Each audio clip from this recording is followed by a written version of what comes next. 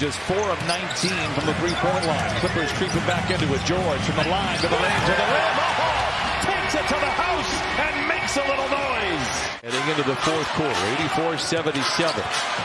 Jackson and Bledsoe have taken control of this third quarter. Jackson to the rim again and lays it in. 15 for Reggie Jackson. Bledsoe recruits a screen from Hartenstein. Steps away and launches a 20-footer.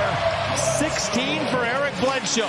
And the Clippers lead by 10. A weird possession for the Clippers. Can Bledsoe bail them out for three?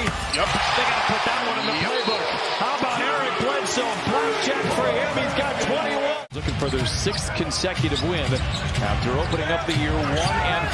George rumbles down the lane off the glass. It is good. 20 for Paul George. Pulls the trigger on a three. He should have shot the first one. Great hustle that time by Paul George.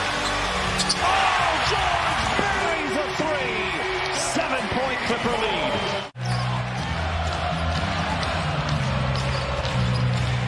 Jackson for three. Got it!